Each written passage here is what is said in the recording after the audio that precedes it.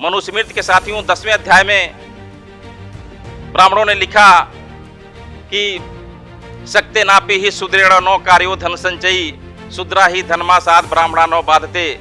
अर्थात शूद्रों के पास धन हो जाना हमारी व्यवस्था को बहुत बड़ा आघात पहुंचाना होता है। कि काहे रे नलनी तू है कुम्हिलानी, तेरे ही नाल सरोवर पानी, जल में उत्पत जल में वास, जल में नलनी तोर निवास, नौ तल तपतिन ऊपर आग, तोर हेतु कहकासन लाग, कही कबीर जी उदकी समान ते नहीं मुए हमारे जान।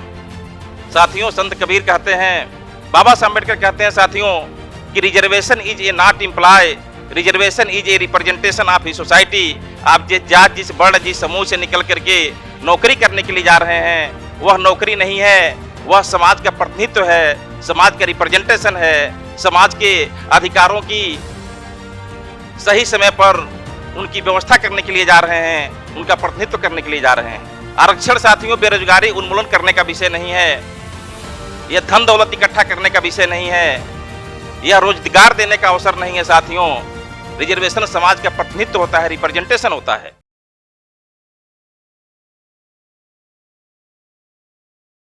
साथियों, ईडब्ल्यूएस आरक्षण को बैठा देना संवैधानिक की मौलिक धारणा की हत्या है, एक गंभीर चिंतन।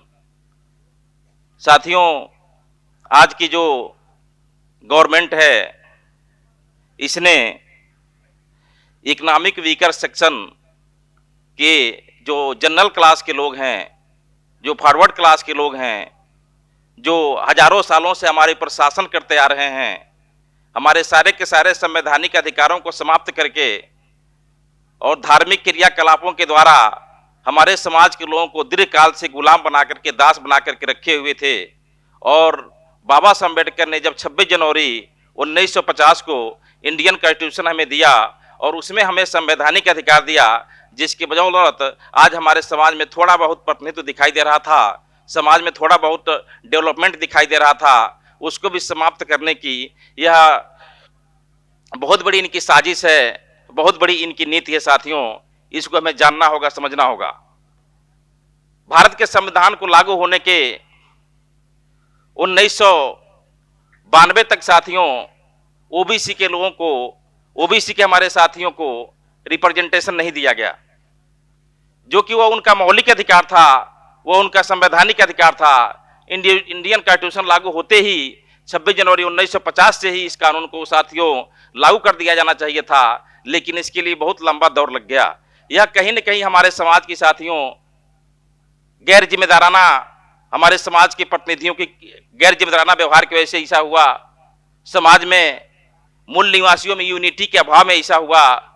समाज में साथियों हमारे जागरूकता न होने के कारण, चेतना न होने के कारण हमारे समाज को हजारों सालों से जो दिशा विहीन किया गया है, 6743 जातियों में बांटने की वजह से हम यूनाइट नहीं हो सके थे, हम संगठित नहीं हो सके थे, और संगठित होकर के अपने अधिकारों को लेकर के हम लड़ाई नहीं लड़ सकते थे साथियों। इसका नतीजा रहा कि हमारे 100% जो रिजर्वेशन सभी क्षेत्रों में मिलना चाहिए था संख्या के अनुपात में, वह नहीं मिल सका। और जिनको नहीं मिलना चाहिए, जो 5000 सालों से इस देश में शासक करते हुए आ रहे हैं, और 100% जिन लोगों ने इस देश की व्यवस्था पर आरक्षित होकर के, आरक्षित होकर के उन्होंने हमारे ऊपर शासन किया, राज किया, लंबे समय तक उन्होंने सारे के सारे पदों पे आसीन रहे, उनको आज आरक्षण दिया गया 10%। यह 100% साथियों संविधान के सिद्धांतों के खिलाफ में है। आरक्षण साथियों बेरोजगारी उन्मूलन करने का विषय नहीं है, यह धन दौलत इकट्ठा करने का विषय नहीं है, यह रोजगार देने का अवसर नहीं है साथियों।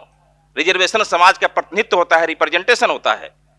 बाबा साहब अम्बेडकर कहते हैं साथियों कि reservation is a not employ, reservation is a representation of society. आप जिस जात जिस वर्ण जिस समूह से निकल करके नौकरी करने के लिए जा रहे हैं वह नौकरी नहीं है, वह समाज का प्रतिनिधित्व है, समाज का रिप्रेजेंटेशन है, समाज के अधिकारों की सही समय पर उनकी व्यवस्था करने के लिए जा रहे हैं, उनका प्रतिनिधित्व करने के लिए जा रहे हैं। तो साथियों यह जो उच्च वर्गीय लोग हैं, लोकतंत्र के 4 स्तंभ होते हैं साथियों, विधायिका, कार्यपालिका, न्यायपालिका और मीडिया। इनका पहले से ही लगभग 90% साथियों रिप्रेजेंटेशन है, प्रतिनिधित्व है। क्लास 1 से लेकर के क्लास 2 तक की नौकरियों में साथियों 79.5% आज भी प्रतिनिधित्व है, जो पूरे देश भर में ये कायम है, हावी हैं। विधायिका में देखा जाए साथियों तो पूरे देश पर इनका कब्जा है, इनका वर्चस्व है, और रिजर्वेशन के अंतर्गत जो हमारे लोग चुन करके जाते हैं वह हमारा प्रतिनिधित्व नहीं करते, वह उस पार्टियों का प्रतिनिधित्व करते हैं, उस दलों के प्रतिनिधित्व करते हैं जिस दल के द्वारा उनको टिकट दिया जाता है, जिस दल के द्वारा उनको अवसर प्रदान किया जाता है चुनाव लड़ने के लिए। वह हमारे अधिकारों की लड़ाई वहां पर नहीं लड़ते हैं, हमारे समाज का रिप्रेजेंटेशन नहीं करते हैं। तो विधायिका पर उनका पूरी तरह से कब्जा हो गया। न्यायपालिका में साथियों पूरे देश भर में लगभग 600 समथिंग जज हैं, सुप्रीम कोर्ट से लेकर के हाई कोर्ट तक के, जिसमें से 582 और 590 जजों का प्रतिनिधित्व तो साथियों उन्हीं का है। हमारे समाज के लोग वहां पर नहीं हैं। कार्यपालिका में साथियों लगभग सभी जगहों पे उन्हीं का कब्जा है, उन्हीं का वर्चस्व है। तो इस प्रकार से साथियों हमारा प्रतिनिधित्व हर तरफ से खत्म होता जा रहा है, समाप्त होता जा रहा है। और नहीं तो प्रत्येक डिपार्टमेंटों का प्राइवेटीकरण करके हमारे अवसर को खत्म किया जा रहा है। प्राइवेट डिपार्टमेंट में कोई साथियों रिजर्वेशन नहीं होता है, वह उस कंपनियों के मालिकों के ऊपर निर्भर करता है कि वो किसको रखेंगे, किसको नहीं रखेंगे, किसको कब निकाल देंगे, किसको कब बढ़ा देंगे आगे। यह साथियों हमारे अधिकारों से, ये सारे के सारे अधिकार हमारे हाथों से समाप्त होते जा रहे हैं, खत्म होते जा रहे हैं। यह बहुत ही चिंता का विषय है, बड़ा ही सोचने का विषय है साथियों, समझने का विषय है। और अपने समाज में जागृति पैदा करके, संगठित करके, समाज को चेतना पैदा करके, समाज को अवगत करा करके साथियों हमें इस बात की लड़ाई लड़नी होगी, अपने समाज के लोगों को समझाना होगा, बतलाना होगा साथियों।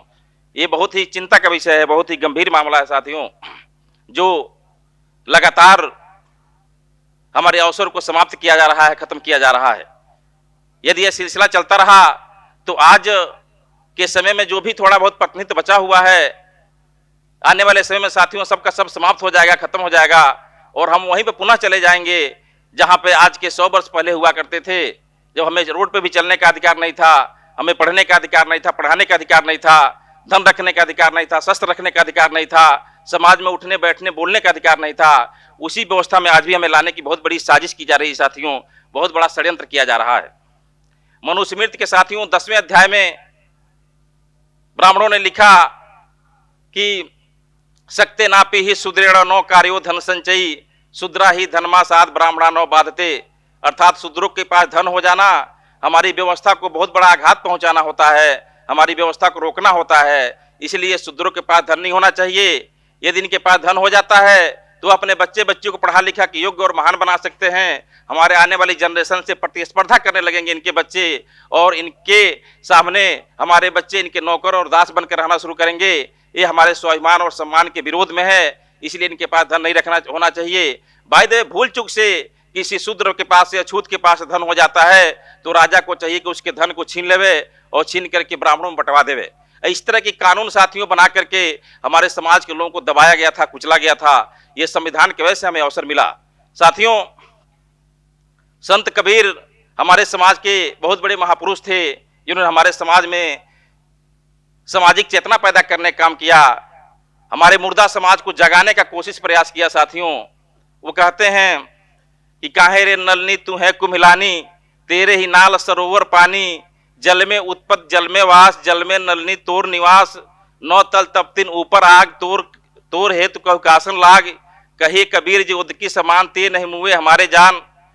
साथियों संत कबीर कहते हैं कि यह जो राष्ट्र है यह हमारा है, इस देश की सारी व्यवस्था हमारी है, यह देश हमारा विरासत है, और हम इस देश के हो करके हम मुरझाए हुए हैं।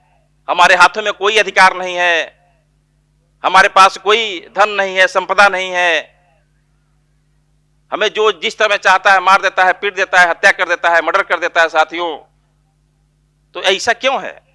ये सारे के सारे तुम्हारे सर्वांगीण विकास के स्रोत इसी देश में है, इसी मिट्टी में है, और फिर भी तुम सारे के सारे अधिकारों से वंचित होते जा रहे हो। तो यह समझ करके साथियों हमें आने वाले समय में समाज को जगा करके, संगठित करके और मूल निवासियों में यूनिटी पैदा करके साथियों बहुत बड़े पैमाने पर लड़ाई लड़ने की जरूरत है। और इसी के साथ मैं अपनी बात को समाप्त करने की कोशिश करता हूं। साथियों, आप लोगों ने मेरी बात धैर्यपूर्वक सुना, इसके लिए बहुत बहुत धन्यवाद। Thank you very much. जय भीम, जय भारत, जय मूल्यवान।